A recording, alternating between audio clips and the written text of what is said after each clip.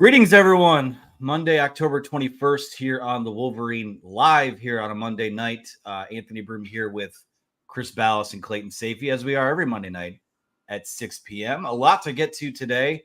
Gosh, what a weekend, right? What a fun road trip for you guys. For me, I was a couple hours north here watching a game that, quite frankly, made me feel things and use curse words I haven't used since the COVID season. So that was fun for that to come back. Michigan falls to 4-3 on Saturday with the 21-7 loss to Illinois, heading into Michigan State week. And again, when we come into the season, you talk about Michigan State this week. It's going to be a game, regardless of what happens, of two programs in very different spots, two very different directions. And that's kind of flipped itself now. And we'll talk about that game on Thursday, but Michigan State gets a big win over Iowa at home on Saturday, kind of a springboard into this week. You know they'll be ready to play. Michigan, again, 2 straight losses now. I think 7 weeks in, pretty much all optimism is out the window in terms of this team reaching its goals, the quarterback position settling itself out. It's really just – and again, we'll talk about Monday press conferences and all of those types of things, but I didn't come out of today feeling any better about them having a plan or having some kind of fire lit under them heading into this game. Where are we at heading into this week? Because it's already one of my least favorite weeks of the year, and now it's even more so.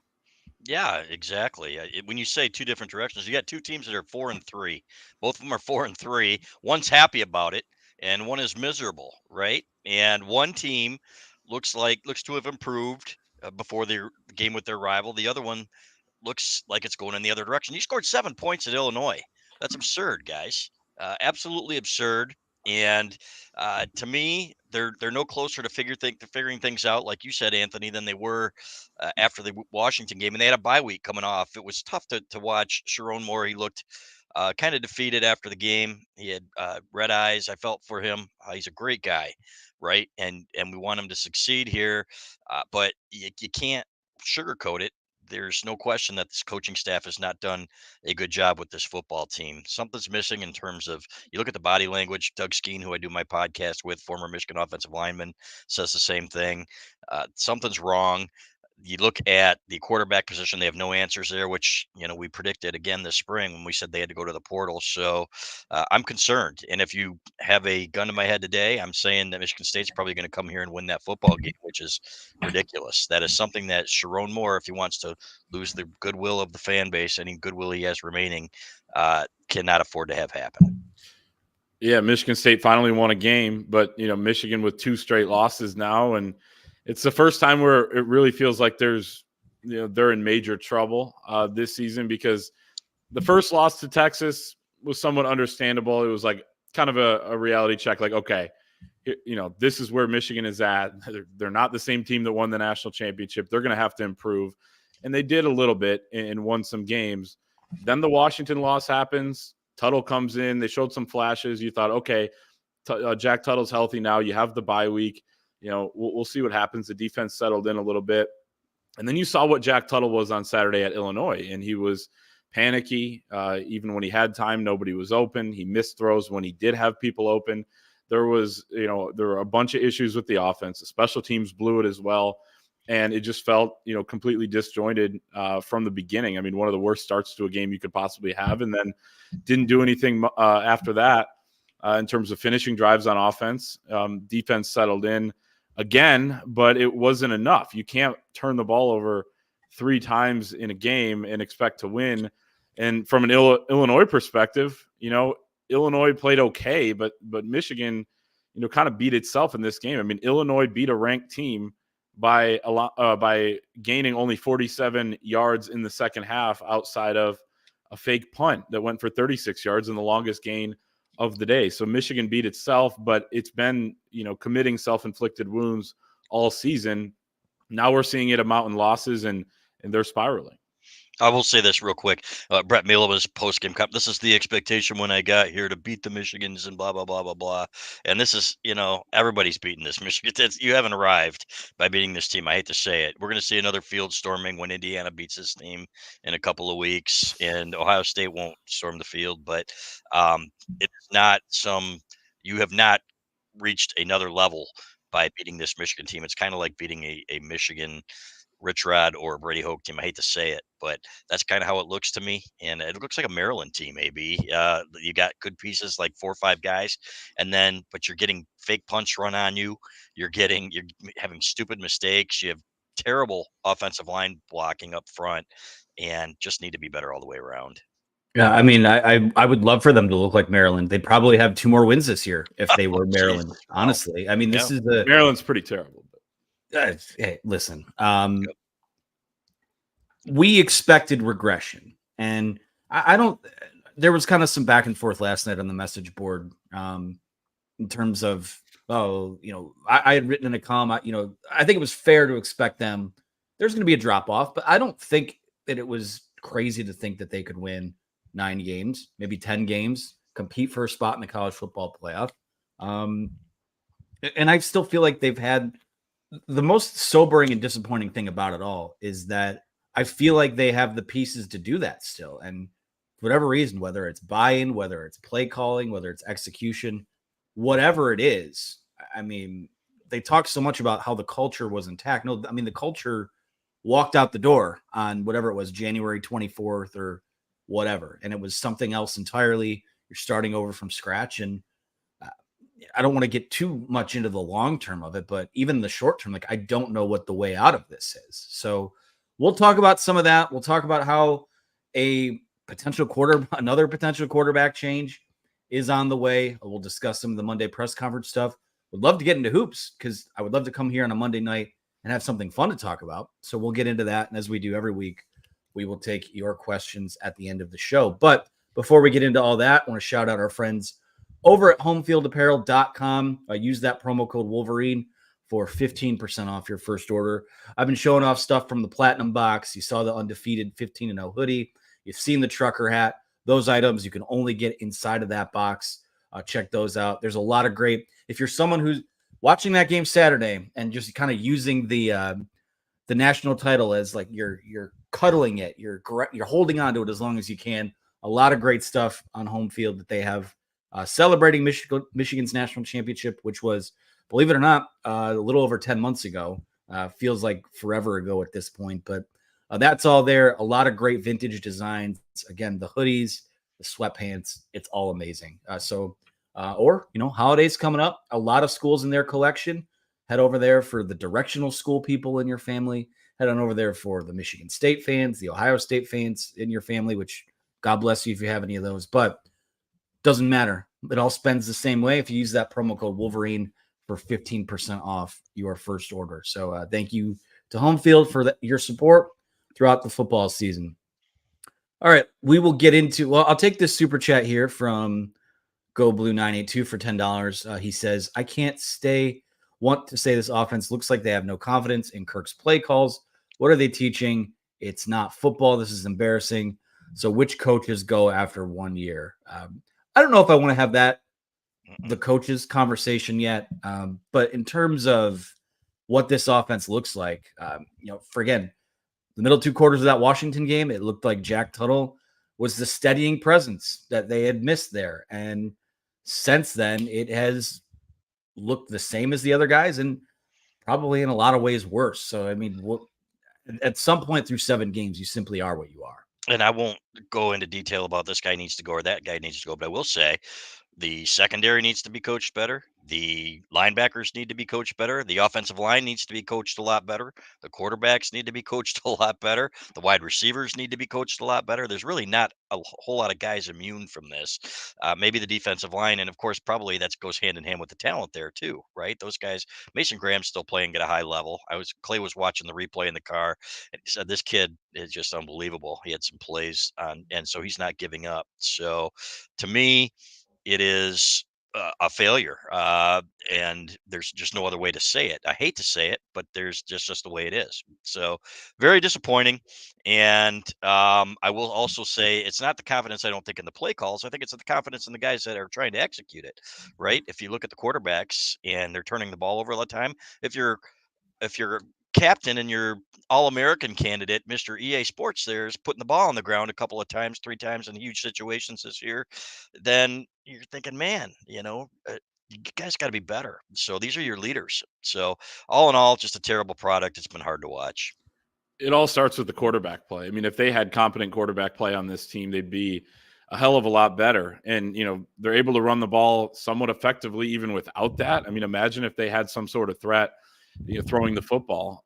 They tried to establish a threat by airing it out a little bit in this game, including on the first play, going to Orie Walker, who just kept running his route, even though the ball was underthrown, didn't adjust to it. It was a terrible throw and not a great adjustment. So if they could have quarterbacks that could not only take care of the football, but also make some plays. I asked Sherrone more about that today. He said, he kept harping on not turning it over, not turning it over. We got to take care of the football. They've turned it over 15 times in 7 games this year. But what's the balance between not turning it over and being completely risk averse where you don't take any chances at all? It's hard to say, right? The USC game, they were actually able to win it kind of doing that. Like Anthony, you had the great analogy last week of, you're not going to get hit by a car ever in life if you never leave the house, right? That was kind of the USC game, and they also needed a defensive touchdown to get there as well, and great field position work there. The punting was actually good in that game.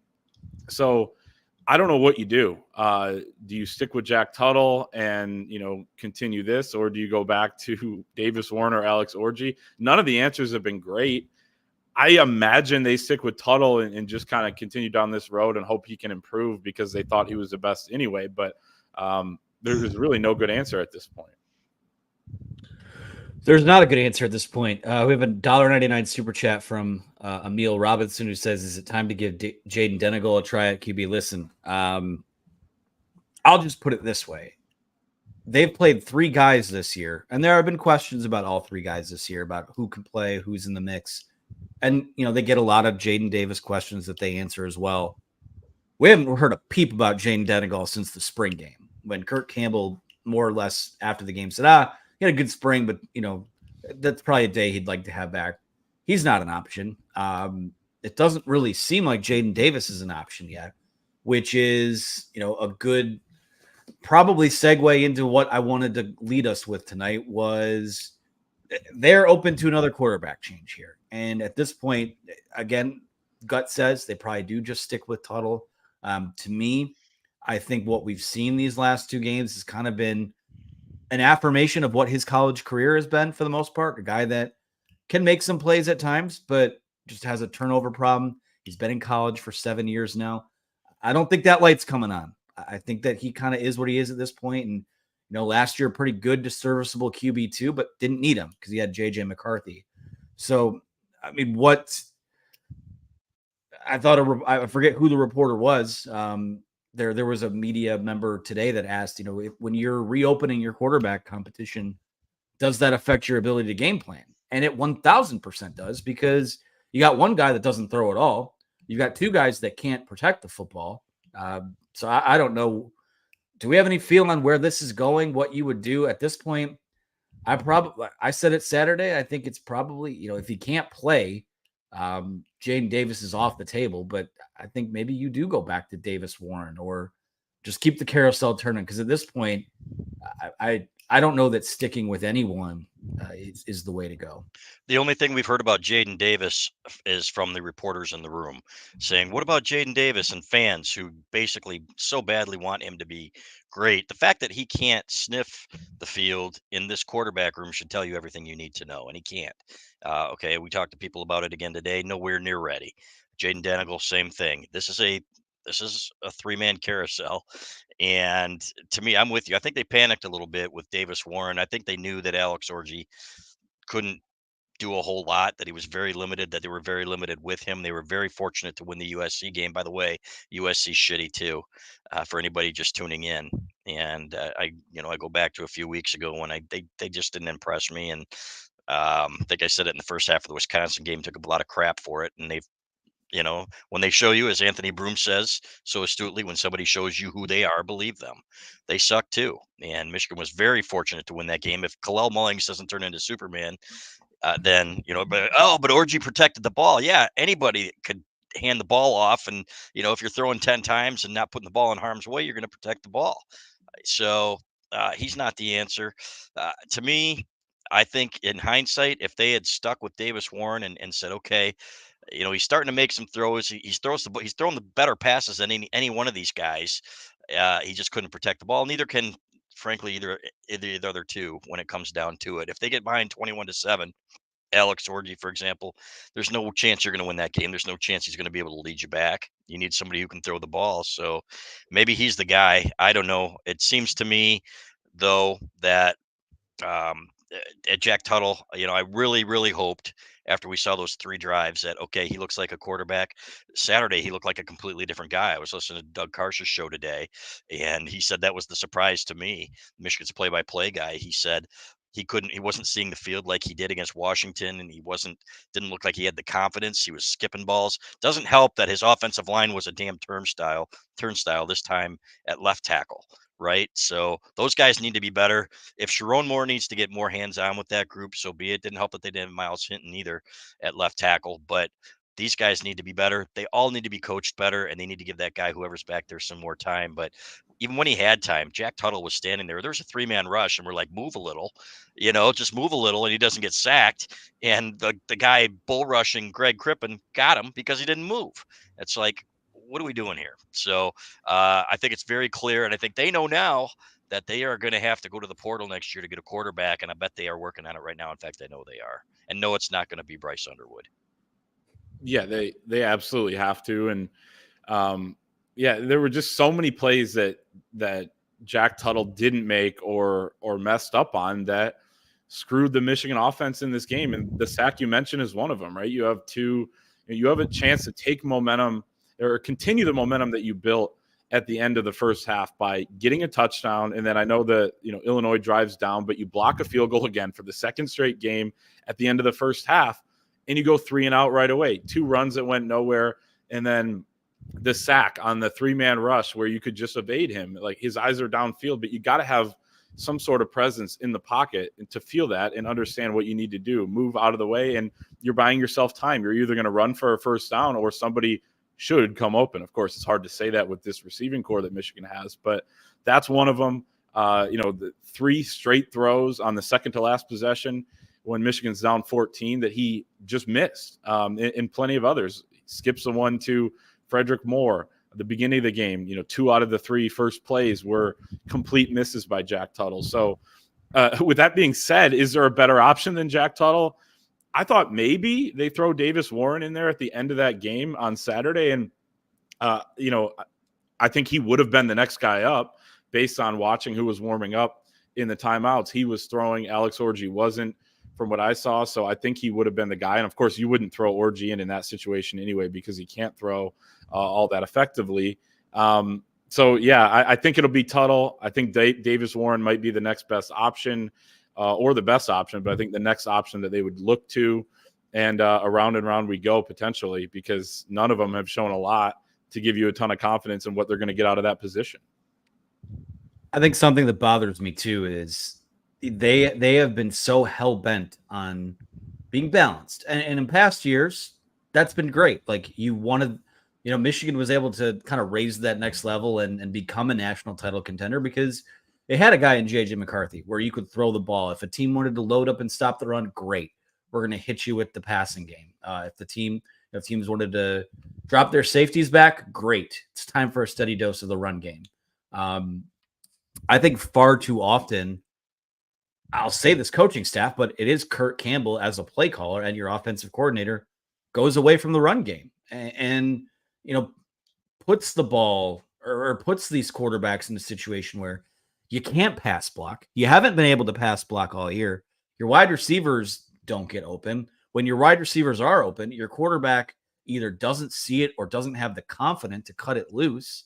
I just feel like they've gone away from the run game too much. And again, it's another game too where it takes a Donovan Edwards mistake for them to finally feed Khalil Mullings and have him be that running back one. And I've said this too, like there's room for both of those guys. And if they have any prayer in any of these games, both of them are going to have to make plays. But at a certain point, like, don't let your lion eyes deceive you. Like, Khalil Mullings is your running back, and you are a team that if you're going to have success offensively, you have to do it through the run game. So I didn't like, the opening game script where you have two of three passes to start a drive.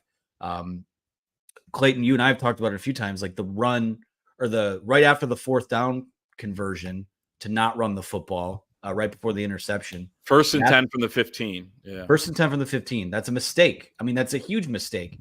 And 7 weeks in, 2 months into a season, that's a dereliction of duty as an offensive play caller. So for as much, and don't get me wrong, this quarterback room is, I'll say it. I mean, the way that they've handled this, it's a fireable offense for someone. And I don't think Sherrone Moore is going to be the one that falls on that sword. I think ultimately that will be something that falls on Kirk Campbell, but they're not being put in positions to succeed either.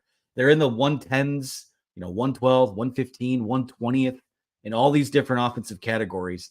And that's flat out unacceptable. I mean, that's not just Iowa. That's worse than what Iowa football had been.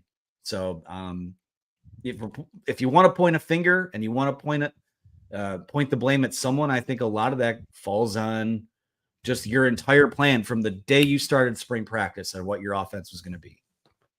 Yeah, and somebody over here says Warren has the best arm, but turned the ball over. Not trying to compare, but Childs from Michigan State had the same issue. Childs is going to improve, and I think he is improving. I think that I thought Davis Warren with more time, half the picks weren't his fault. 2 or 3 of them weren't anyway. So, and I thought that he was starting to show at least some competence in terms of getting the ball downfield. He threw the best ball. He didn't have some of the crappy throws that Orie and Tuttle had, but I want to make this clear. I don't have a dog in the fight other than the guy I think can do better, and I don't think any of them are any are good enough at this point. I think Davis Warren might have the most upside if you would have played him more. If you took your lumps with him. Everybody's saying, oh, he was going to continue to throw 2 and 3 interceptions a game. It doesn't work like that. The more you play, usually the better you get. At least you hope so. And I go back to Jim Harbaugh throwing 5 picks in his first 4 games as Michigan quarterback. He became really good. We go right down the line. Demetrius Brown had 7 interceptions in a game. The following year, he led them to a Rose Bowl win. So you're just assuming that a guy's not going to get any better. Davis Warren hasn't played a whole lot of football. If in high school he was sick, obviously, he just started playing this year.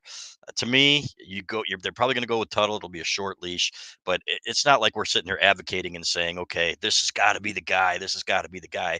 We're like, this guy, maybe you give him another shot because he looked the least crappy, So, but they've all been crappy, but it stinks. The whole thing stinks. And I said it in the spring, they needed to go to the portal. I don't care. He was asked again today. Sherrone Moore was, why didn't you go to the portal? Angelique Shingelis from the Detroit News, our esteemed colleague, as much as it pains me to acknowledge that, asked him that question. And he said, we aren't going to look back. There are a lot of different reasons, but it is up to you as a program, as a department and everything else, that we understand that you're looking at the national championship, but you're also looking to not fall off a cliff the following year. As Anthony said, it's a bit of an embarrassment. So a long-winded answer. I think you probably going to start Tuttle. I think Davis Warren's your backup, and we'll see what happens. But I fully expect more turnovers on Saturday, and that's going to make it hard to win. All of Davis Warren's interceptions were decisions. They were not physical, and some of them were on miscommunications. One of them, he got his arm hit. It's a protection issue. I thought he should have gotten out of the way of that pressure, but either way, right? It's things like if that happened and that was your one pick in 3 games, no one would really put it on you. It's just the fact that you're throwing so many, and then that also happens. It's like, okay, well, you can't even do that right. But a lot of them were decisions, and I think that his lack of experience led to those decisions, and he could have benefited from more time. But Michigan was entering the Big Ten season; they felt like they had to make a change. I don't think Orie was the right guy to go to. You probably should have stuck with him, and I said it at the time. But Now you're in this situation. I do think he would be the next guy, and then it's Tuttle. But I mean, I would expect maybe some Alex Orie this week as a runner. I could see that happening as well as kind of a change of pace, and that might be something that would be worth going to. But I don't see Orie as a great option, going forward as like a primary quarterback. But you said it too, Anthony, is they're going to sacrifice something by reopening the competition. We'll see, or we won't really know, how much it is open or to how many guys. Sherrone Moore didn't answer that today, but it does hurt in terms of trying to just game plan for Michigan State and get ready for that game individually. But maybe it's worth it, right? If you do figure something out with it. Yeah. Again, I think it all just boils down to, this was, and they have so many problems that are just, I won't say bigger than the quarterback situation because it's the most consequential position on the field. It can be the rising tide that lifts up a program, as we saw with guys like J.J. McCarthy. And yes, even Cade McNamara. I mean, don't forget the spot that he pulled this program out of halfway through that COVID season. These were choices that were made. These were decisions that were made with a lot of conviction about what their room was going to be. And now it kind of feels like the quarterback decisions they're making are being done without a ton of conviction because they don't know what the hell they have, or they know what they have. They know there's no clear answer out of it. And it's just, unfortunately, I don't think it's going to cost Sherrone Moore's job this year. I want to tamp that right now, but it might cost someone else their job. And it's that same person who, going back to the winter, going back to before last season was even over, was steadfast about what they had on this roster. So, again, when we just look at this program as a whole right now, I don't like doing the which coaches aren't going to be here. What's this? What's that? I mean, I think if this continues to go the way it has, which I suspect it will, I think there's not a single aspect of this program right now that can't get better. And if Michigan goes out and loses this game Saturday, which I'll be honest with you, I mean, when we send in our staff pick this week, I will be picking them to lose on Saturday because Michigan State is bringing in the better head coach and it has the better quarterback. And that's the cold, hard, sad reality of this whole situation. It's never a spot I expected this team to be in, but and they play together. They play together better. They look like a well-coached football team that plays much better than the sum of their parts, right? They've got average talent, but they play together very well. And good teams, good coaches find ways to do that and maximize their talent. Michigan is not maximizing its talent right now. So, and it always makes it worse, obviously, when you don't have a quarterback. So, people over there again asking about Denegal. Denegal is not an option. Neither is Jaden Davis. It's going to be a 3-man competition. The fact that they are not in the conversation speaks volumes in a room like this. Can I add to that really quick? Sure. Yep. If you're not even on the travel list, I'm not even putting you in the conversation. No, exactly. So I'm not even really entertaining it. So it's those three. Yep. Yeah. And Jaden Davis did travel to Washington, but not to Illinois. It tells you everything you need to know, right? We don't get to see Jaden Davis. We haven't seen him throw a football other than warm-ups, which you can't tell much since the spring game. And there's a reason for that, right? The coaches and the teammates and everybody that's at practice sees that every day. And they're telling us with their actions of not bringing him to Champaign, of not putting him in any games, even in a potential redshirt year, you get up to 4 games. They're telling us that he's not ready. But yeah, I mean, Michigan State, they may be maximizing their talent. Michigan still does have a lot more talent and played as bad as it could on Saturday. I don't think they're going to play that bad. So they certainly have a chance. But Michigan State has had, kind of a roller coaster of a year, and it has not been very good. They barely beat Maryland. They barely beat Florida Atlantic.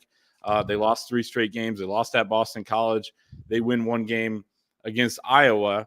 But it's not going to be easy for Michigan State to come into the big house either. So in that respect, it's going to be somewhat exciting because you don't know what to expect out of either team. And, it should be a good environment. Exciting is not the word I would use. It kind of sucks, right? I said it. I know you did. Nothing says exciting like a night game on a regional cable network. for Yeah. what should be one of the most exciting rivalries in the Big Ten. But A you know, couple 4-3 teams vying for a quick lane bowl or whatever the hell it is. A hey, bid. you know what? Quick Lane Bowl or whatever it's called now, that would do wonders for our travel budget because we might have NCAA tournament games to cover, and that's a good segue into what I want to get to next here. Friday, we had a Michigan basketball's media day and a pro day event.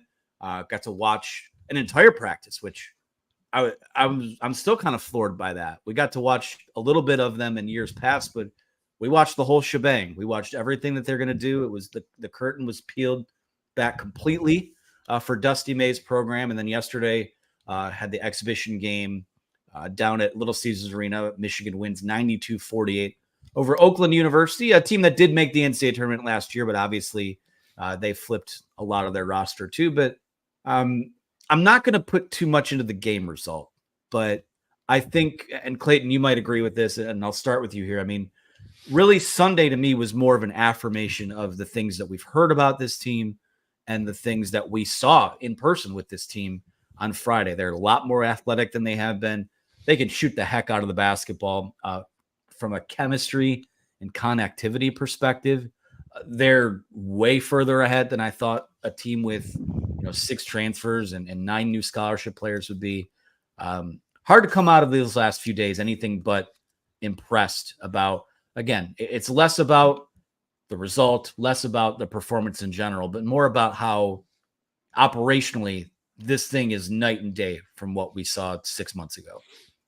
It's just amazing looking out there on the court and seeing all these new guys and all of them playing well. Guys you've watched in college basketball elsewhere, all playing for Michigan now and looking that good and that connected. They posted on the Michigan basketball Instagram account Dusty May's pregame speech to the team, and he talked about connectivity being the number one thing that he wanted to see. They're going to miss shots. There's going to be clunkiness. There's going to be some miscommunications, defensive lapses. He said it doesn't really matter, but we got to stay connected throughout all of it. There weren't as many of those bad things, though, as you might expect in a first exhibition game on October 20th, right? This would have been a secret scrimmage in other years, but now these charity exhibitions are becoming more of a thing. But everything you wanted to see out of Michigan basketball in this game that didn't matter, right, and is just one data point, you saw. They ran 77 possessions. They played fast. That would have tied the highest amount Michigan had in a non-overtime game last season. They had 13 fast break points. They made 15 threes. They defended pretty well. Even Danny Wolf is taking it on the break. A couple turnovers, a little bit of clunkiness there. They missed some free throws, but other than that, you love the way they shared the ball, the unselfishness. It was a really, really good first impression, and we'll see him again on Friday against Toledo. Loved him. Loved watching him play. I had a feeling when Dusty May was hired, and let's be clear here, Dusty May wanted the Michigan job. Everybody's like, oh, wow, Michigan got him away from Louisville. When I got the first interview with Dusty in one-on-one after he was hired, and he said, you know what, when that job opened, I saw it as a great fit for me. And a lot of people thought he was going to Louisville, and he made it clear that's the job he wanted. So good. It's amazing to me that that's the case, and that's what a gift, frankly, because I think this guy's going to be one of the best coaches in college basketball. His attention to detail, his work ethic, the way he recruits, everything he says, guys, in answering a press conference question is night and day from what we've been used to the last several years, and indicates that he gets it, the way he deals with people. And to me, this is going to be a fun ride. I love watching this kind of basketball where you got guys out there shooting the ball. We talked to John Beeline the other day on the way home. Clay was with me in the car, and he said, how's the offense look? And I said, Coach, you're gonna love this offense. And sure enough, about 4 hours later, their threes were flying everywhere. But they defend well too. And one of my buddies who's a coach at Pioneer, he said, the one thing I really want to see, said I was impressed. One thing I really want to see is how the switching defense goes against better competition. And I understand that completely, but they look like they wanted to defend, fellas. And to me, that was a big thing. Namari Burnett, amazing how much better he looked, I thought, in that role compared to last year. But overall, just something about this guy. And I'll say it again, I've been around for a while, as you guys know, and I said there are 3 coaching searches where that ended, where I thought, okay, this guy's pretty much a can't miss. One was John Beeline, one was Jim Harbaugh, and Dusty May is the third one. So cannot wait to see this team in action. And there'll be some ups and downs, but I have no doubt that Dusty May is going to win big at Michigan. Should be a lot of fun to watch. Again, just a couple notes here. Starting lineup last night in Detroit was Trey Donaldson at point guard, Reuben Jones at the 2, Roddy Gale Jr. at the 3, Danny Wolf at the 4, Vlad Golden at the 5, and still kind of somewhat surprised seeing 2 big guys like that work as well as they do together on a team that has, I won't say a lot of question marks, just a lot of things to kind of iron out and experiment with. The 2 big lineup right now looks like maybe the most known commodity that they have. And Danny Wolf, I was really impressed seeing him bring the ball up the floor and shoot it. I think that he's got a bright future. And this team, again, continue to just feel like they have a very high floor. We'll see how high the ceiling is with an 18-team Big Ten. I think this Big Ten is probably as wide open as it's ever been, just when you look at some of the preseason projections and all of that. But yeah, I mean, they are deep. They went 9 deep for most of that game. The 4 guys off the bench, LJ Kaysen, who continues. I mean, he's way ahead of where anyone thought he would be as a freshman. Namari Burnett is much better suited for a role off the bench. Will Cheddar, a guy that is bringing a lot of energy and I think going to do some good things for them. I thought he had a really good practice when we saw him on Friday. And he played great last night too. 15 points. Yeah. Led the team, didn't he? Awesome. And moved his feet, the team. And drawn a charge. Yeah, that's kind of what my point was going to be here next, is that it looks like they're built to do a lot. On any given night, a different guy could lead the charge depending on what the game plan looks like. And a lot of what we saw last night was Dusty tinkering with lineups and things like that too. So again, it's October 20th. They're still 2 weeks from tonight officially is when the season opens. They'll play another exhibition. They'll get some other stuff out of their system in the preseason. But I thought when you do these exhibitions, it's all about, to me, like, does it look sharp? How do these guys look out there? How do they play together? And I couldn't have been more impressed. So any other thoughts on hoops, fellas?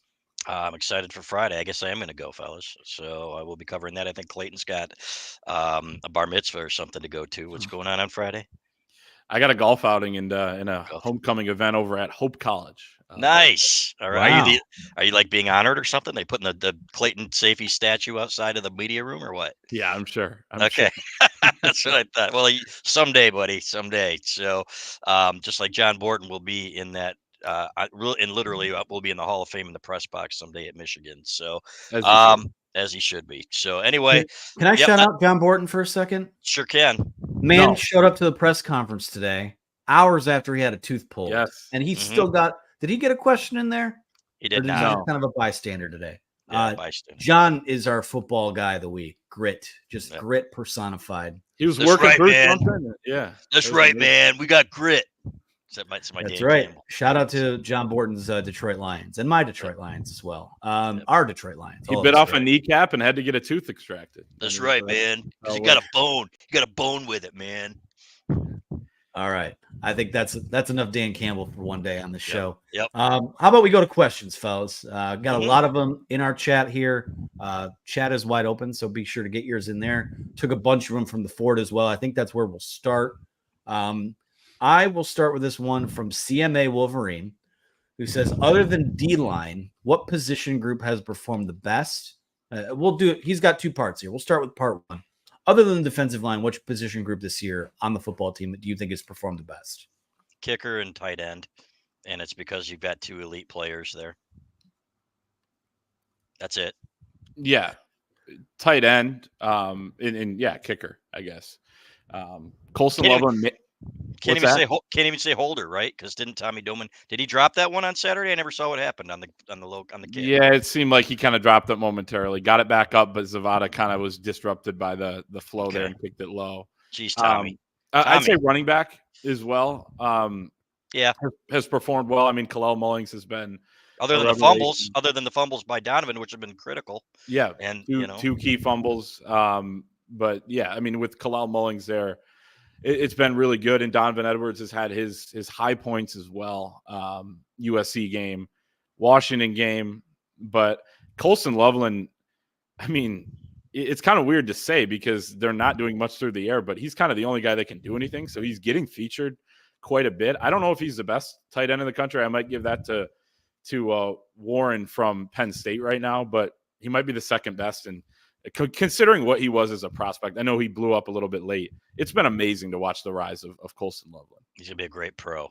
Yeah, we'll grade Colston Loveland on a curve because Michigan's got a passing game that would evoke the memories of the red Grange helmets that Illinois threw out there on Saturday. So, but he's still getting like 11 targets a game. I know. Yeah. They're building the entire plane out of the tight end room right now. I would agree with all those. CMA Wolverine also wants to know, other than QB, which position group has underperformed the most? I think I could probably answer that for all three of us. It's the offensive line, right? Terrible. And there have been some injuries there, but these guys, a lot of them have played a lot of football here, and they just are making high school mistakes at times. I mean, twists and stunts, and they're just bad. Yeah, the secondary hasn't been great either, if we're being honest. But they've improved. At least they've improved on Saturday. But in some of these games, they're like, wow, what am I watching out here? You missed Steve Klinkscale.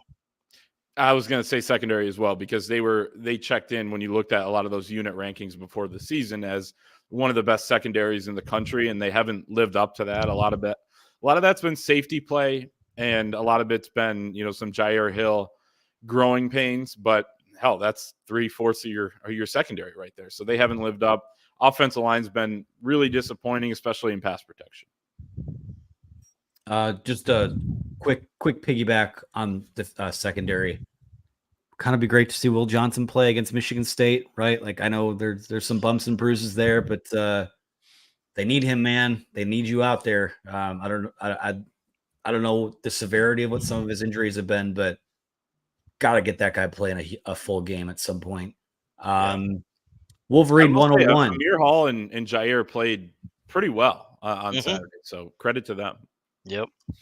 Mike G wants to know, Broomer, can you run the triple options for us on Saturday? No, I'll be honest with you. If you think Alex Orgy's option reads were bad, throw me out there with no run threat at all. I think I run like a 6-second 40-yard dash at best. So the read would be easy because where's Clay here, but Mike? Okay, this is not okay.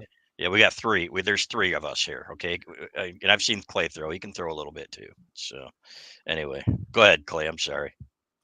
I was just gonna say, no offense to Anthony. If it was any of us at quarterback, the read would be easy because they would not be honoring the run threat there. So the read is give. Well, that's when we cut it. That's when we hit them with an RPO and cut it loose down the field. They would never see that coming. So that's true. I guess the read would not be give because they wouldn't be honoring it. But I don't know how far any of us would get.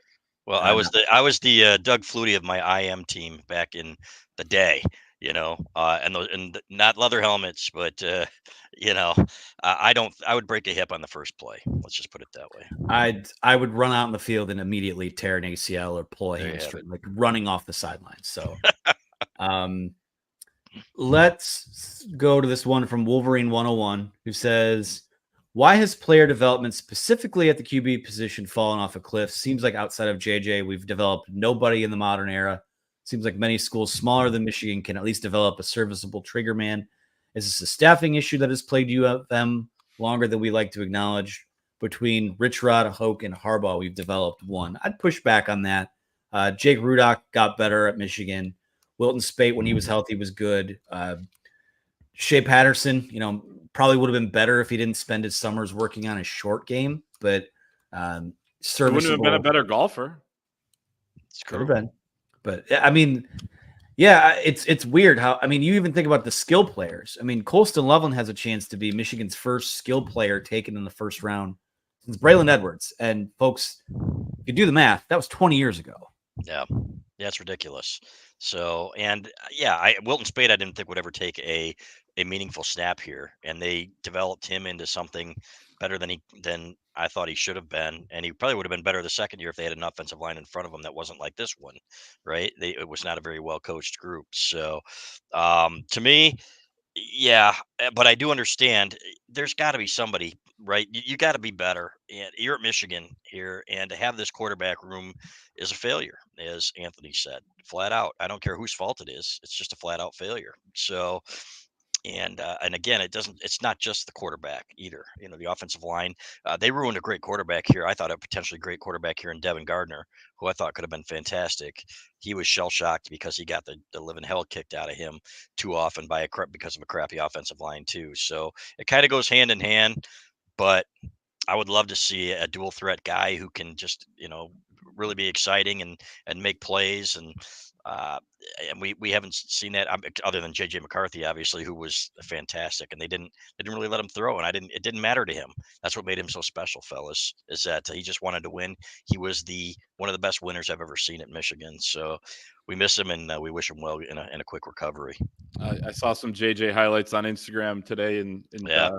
and stopped scrolling for that one. Watched them, and it was refreshing. But yeah, the guy you just described, this dual threat guy that's exciting and makes plays, is a lot of teams are searching for that. But I agree, and they have developed them. I mean, you listed a lot of them there, and they also got the most out of Cade McNamara. Look how not so good he looks right now. I know he's had some injuries, but they got the best version of Cade McNamara, thank goodness, in 2021 and won a Big Ten championship with him.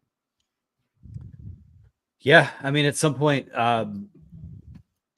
maybe Water finds it. It's just kind of crazy. Like having a first round offensive skill player or quarterback is like a once in every 30 years thing. And it's weird that Michigan is that program, but also has still kind of won quite a bit in those circumstances. But Nico should have been a first rounder, but he should have. Redraft. Then again, he should have maybe played football in 2020 and maybe put some good things on film, and maybe you are. So I agree. Who's to say? Let's go to this is from AR Michigan. He says, "Will Michigan fire OC Campbell at the end of the season if we are 6-6 or worse?" And I know we talked about it a little bit earlier. I don't want to go speculate on names and say guys deserve to lose their jobs, but yeah, again, I'll reiterate: if this season continues on its current trajectory, there are multiple assistants that probably need to be upgraded, because I think at the end of the day, too, I mean, it goes back. I don't even think we answered the question in full. A guy was talking about just like a talent development issue in general. I need to be as kind and professional as I possibly can when I say this, but like, this is a group of 5-level coaching staff for the most part. It really is. You look at a lot of these spots, especially on defense, certainly on offense. You're pretty unproven outside of Tony Alford. It's just not, you look at the guys that you lost compared to the guys that you have, and there was always going to be a drop off, but man, oh man, this is, they're leaving a lot of meat on the bone with the talent they have on this team, because they're going to be less talented next year, which scares me even more, if you can't find a way to turn this around quickly this season. They better be portaling right now. Sean McGee needs to be out there. And agents are shopping their kids all the time. There's no such thing as tampering anymore, if we're being honest, right? So you better have an idea of what you need and the upgrades that you need and the quarterbacks that you're interested in. And you damn well better go to your boosters and say, if you want to continue to lose to teams like Illinois, with all due respect, maybe Michigan State, then hey, just go ahead and sit on your hands and wear your national championship gear around, and that'll be good enough for you. So I don't think that's going to be the case. I think losing is a great motivator, fellas, for guys with lots of money. We've seen that in politics. We've seen that everywhere. So hopefully they answer the bell here and they get an influx of money, but they are going to need a roster overhaul. It's not the same as basketball. We saw what Dusty May could do, right? And when Juwan Howard, the last thing that he said in his article in The Athletic, good luck to Dusty May. He's going to need it with the portal and everything else. Dusty May went and made his own luck. Dusty May went out and talked to donors face to face, and then he built a roster that's going to be, it looks like, competitive in the Big Ten in 1 year. So we'll see. Yeah, the Juwan Howard comment to The Athletic of good luck. And then you see what Michigan basketball rolled out the other night. It was like, okay. And including Jace is on the team, which I give him credit for sticking around. But Dusty definitely used that luck or whatever it was, like you said, and did a great job. And I think Michigan football is going to have to do the same thing. They're already doing that. They're hosting Donovan McCulley, Indiana transfer wide receiver, on November 2nd for the Oregon game. I don't know how good he is. He got passed up this year, and he quit the team in the middle of the season to enter the transfer portal. So I don't know how attractive of an option he is for Michigan, but they're looking at that option. And there'll be many others, but yeah, it's got to be a lot better. And on the coaching, John Jansen said this during the radio broadcast that game against Illinois felt more like a X's and O's problem and not a Jimmy's and Joe's problem. And I agree with him. I was on the field at the end of the game there, and I'm standing by the tunnel and watching these guys come off, and obviously they were disappointed, but the guys walking past me are Kenneth Grant, Mason Graham, Colson Loveland, some guys who have played offensive line and have experience. Will Johnson walks by, and Marlon Klein was hurt, but he's, coming on. Like, there's a lot of talent, and even some young guys that have shown some flashes. And there's frankly a lot more talent on the Michigan side than there was on the Illinois side. And I think that's why that loss was so jarring, so alarming, and so disappointing. Well, you've been, and maybe people, detractors will call it hubris. They'll call it the blue wall. But in 2 of your 3 losses, you are the more talented football team, which is probably the most damning thing you could say about how this season has gone to this point. Right.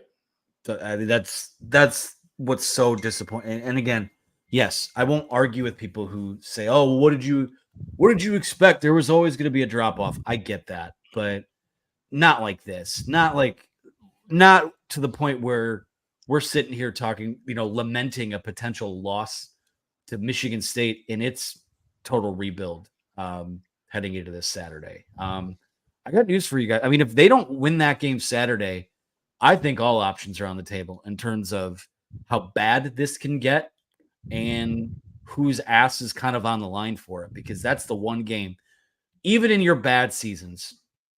I know this is a program that'll always measure itself to Ohio State, and they should. But even in your bad years, to not win that football game, that's what takes a bad year to an unacceptable year. And it's already an unacceptable year, but if this spirals to the point where you lose that game at home as a favorite on Saturday night, that's I don't know that there's going to be soft landings or punches pulled for anyone when it comes to criticism. So we'll keep rolling along here with a super chat from Elijah Bowman, who says, "I know the coaches are still trying to find an answer at QB, but do you think maybe more should have just stuck with Orie regardless of the lack of passing?" Goes on to send another one, so I'll just read them both off the bat. It's just through 6 quarters. Tuttle has 4 turnovers, and Warren is turnover prone. And I know Orie had batted balls against Washington, but it seems like the leash was short. He can't play quarterback. He's not a quarterback. You can throw Donovan Edwards in there, if you want to do that. So no, and there's a reason that Davis Warren, who barely had any experience, beat him out in the first place, right? That should have been your first red flag when it comes to Alex Orie. And the fact that Jack Tuttle was going to be the guy before he got hurt should be your second. So Alex Orie, I think, if anything, I think they went to him too soon. I said that at the time. I think it's played out that way. Alex Orie is not a quarterback. I don't think that he should even be an option other than to come in and maybe run around a little bit a couple of times then when it comes to a change of pace. I wouldn't mind using him in that role that they did at the end of last season and some at the beginning of this year. I thought they could have done it better, though. But if anything, it felt like Davis Warren's benching was like a punishment bench and not a solution benching. And that's why it was disappointing at the time. It's why when you look back, it was disappointing because it felt like even the Washington game, you started Alex Orie, but they knew he wasn't really the best option. Right. And then they went to Jack Tuttle when they had to, but behind closed doors, you kind of know, right? I mean, they said he practiced really well, and I'm guessing that means better than Alex Orie leading in. So some of the decisions and the timing of the decisions have been a little bit shaky there and questionable. I mean, it all just kind of comes down to the fact, and we've talked about it a billion times here at this point, but none of these guys are any good. And Michigan as a staff, as a program, decided to let that be the case. And it goes beyond the transfer portal this last year. There's a transfer portal last year. There's a recruiting trail where you essentially punted on the position and having a legitimate option for 2 years in a row. Like, those are decisions that get made. And again, you don't trade what happened in the last 3 years for anything. But when you go all in that and you're not have as much eye on the future, there is a bill to pay for that. And it's getting paid in a big way right now. Another super chat here from Jacob Evans. I don't agree with it, but I will read it anyways because he paid his hard-earned money. I says, hoping we lose every game and speed up the inevitable coaching search. Nothing changes until this staff does. This is ridiculous. Obviously, you don't root for them. I can't wrap my head around that because if you're a real Michigan fan, you're not rooting for them to lose to Michigan State. You are not rooting for them to lose to Indiana, Oregon, Northwestern, Ohio State. You're definitely not, you until that game happens on November 30th, you still have owned Ohio State the last 3 years or so. And that's, again, the game that you kind of define, it makes or breaks your season. So I won't go there. But again, I think it will be clear that if things continue to spiral, that there will be changes that need to be made unless the bottom completely falls out. I don't think that Sherrone Moore should get fired after 1 year. But I mean, I'd love to see what his response to a year that goes backwards is. We'll see what happens. He's got to win Saturday, right, to get any goodwill back from this fan base that people want him fired already. They're not going to fire anybody after year one. If you do that, who's going to want to come coach here, right? You're going to say, okay, the guys, I'm going to get more than a year, and you're going to can me if things go sideways. So that won't happen. There were times in the last year of Rich Rodriguez, I was just thinking, let's get this over with because we know this isn't going to work, right? At the end of the Brady Hoke regime, I was like, let's get this over with because we know this isn't going to work. It didn't matter, we're not there yet, obviously, with Sherrone Moore. He's just getting started. At the same time, it was a stretch. I said Sherrone Moore with Jim Harbaugh's staff for continuity would have been fantastic. You keep Herbert. They weren't going to keep Minter, but if you get somebody like him, right? There aren't very many like Minter and McDonald. Jesse Minter might be the best defensive coordinator in football, fellas. It's unbelievable what they had here. But if you surround him like that, and if you have that succession plan like Gary Moeller did, like Gary Moeller from Bo Schembechler, and you've got the entire staff there for continuity's sake, then you have a better chance. But yeah, I mean, as AB said, you got a lot of guys that haven't coached a whole lot of football at this level, and it seems pretty evident. So they've got to get better. They got to show improvement. Improvement is the key here. We have a couple more super chats to clean up. It's from Alan Booty at Alan Dev for $15. Says Warren is also 22 and his problems are fixable. Plus, at worst, you have a backup QB in 2025. With experience, Davis Warren has always made the most sense for this QB room once he practiced well. And yeah, I mean, at this point, I wouldn't mind seeing him get one final chance at it just because of the guys on this roster that could play quarterback next year. I think he might lead that pack, even with Jaden Davis on the roster next year too. Yeah, I agree. And it'll be a different quarterback. It'll be somebody from the portal that starts next year. It won't be Jaden Davis. Somebody keeps asking about Jaden Daniels over here. I'm assuming he means Jaden Davis. Why didn't he travel? He's not good enough at this point. Period. End of story. Not close. And speaking to everybody in the know. So Warren, I agree that his problems are fixable. I think that he was starting to throw some good balls, and he just hasn't played a ton enough to not panic when things are going sideways. So to me, he's probably the best option, but that's not saying much. If Jaden Daniels had any eligibility left, that would be a great option. But unfortunately, he was in college for about 10 years. So I don't believe he is. And now he's kind of tearing up the NFL. Last one here from Elijah Bowman, and we'll close this out. He says, don't see a difference between Tuttle and Orji. They are all bad, but Tuttle has to be 45 years. But Tuttle to be 45-year-olds played worse. 45 years old played worse than Warren and Orji. Tuttle doesn't bring experience. He brings turnovers. I mean, the difference is that he literally can complete a forward pass. Not well, but yeah, I at this point, it is what it is. I have a feeling we're going to be doing quarterback shows the rest of the year, like we've been doing pretty much since the spring, but that's where we find ourselves. And we're not going anywhere. We'll be here every Monday night at 6 p.m. Guys, thank you so much for watching. Remember to use that promo code UM1 for 2 months of access at thewolverine.com for a single dollar. It's what Clayton Safety has so affectionately termed the best deal in America. So use that today. For Chris Ballas, for Clayton Safety, for our producer Megan behind the scenes, I'm Anthony Broom. We will talk to you again next time.